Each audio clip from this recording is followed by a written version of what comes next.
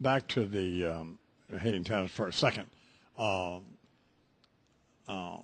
It seems odd, though, that with that attitude, you still became the #1 player in the world. And then, of course, when you, as you just talked about, recommitted yourself, that's a remarkable accomplishment as well. Although at that point, you decided that you were going to put some time to it. So you're 27 years old, so it's not you're not 19 then. So yeah. But how were you able to do that?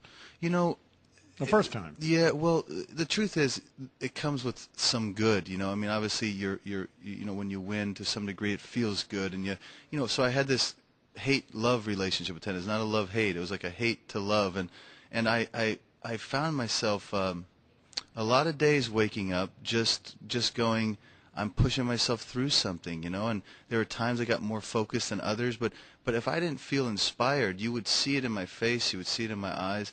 And I spent a lot of time on that tennis court just, you know, uninspired. I mean, I think it speaks to my skill set that I did it. I think I was born with certain gift out there. I was nurtured, you know, aggressively when I was a kid. So my fundamentals, I mean, I had the skill, and I have a serious capacity for pain, you know. So while I was wrestling these things, I was still pushing myself. Back to the meth for just a second. I just remembered it. How'd you quit that?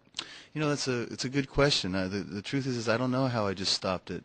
Just stop a cold turkey? Yeah, I did. First of all, I never went out and got it myself. It was always my assistant, who I identify as Slim in the book, you know, would get it, and at times he would prepare it, and at times I would do it with him, you know, in the privacy of my home. So I don't know to what degree it had its hooks in me, but when I started walking towards my life, I never looked back.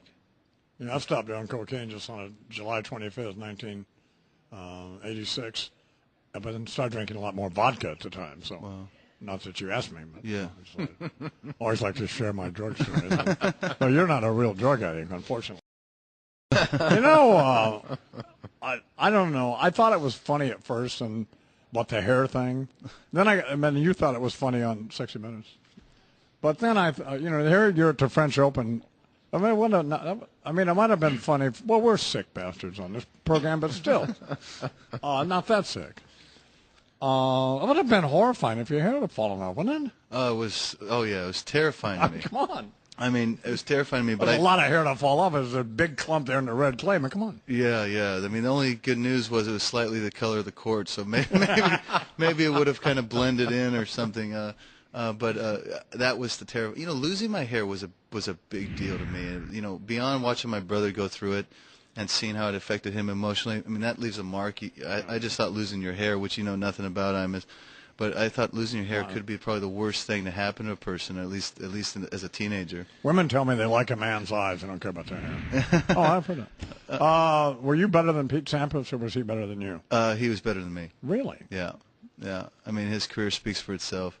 Because that was a great rivalry. Yeah. Oh, no question. No question. So you never thought it was even? I mean, you beat him once in a Grand Slam. I mean, you beat him a number of times, but yeah, we had a lot of matches. I had a lot of times where I felt better than him. You know, through series of matches, through series of times. But you know, you look at somebody's body of work, and you know, Pete just he and a lot of those big matches, he would rise to the occasion more than I did, and the consistency of his career. He never took departures like I did. I mean, the W on the board, honestly, well, never was my priority. I was always wrestling with myself, and every now and then when I'd figure myself out, I would get a lot of W's. When you beat Connors, I think it was '96, right? No. In the U.S. Open? No, beat him in '88 and '89 at the U.S. Open quarterfinals. Okay, and you took him 5 sets. That was '89. Could you have beat him in 3? No. Okay. No, I know that was discussed, and I discussed it actually in my book. I know you did, yeah. It was. Connors, you like Connors? No. You know, I don't know Jimmy. You know, I've talked to him about 7 minutes of my life, and 5 of those minutes came when I was 7 years old. You know, this book is written in present tense. You know, and I know there's some harsh things expressed in different parts of it for different reasons, but mostly because I want to describe the formative things in my life, and the heat of battle is an interesting thing, and how people handle it. And you know, I was on the court with Jimmy at 18 years old, where he blew me off in the locker room the first time I saw him. I hadn't seen him since I was 7 years old, and we get on the court, and he's cursing me on the changeovers, and you know, these things kind of leave marks on you. So I describe.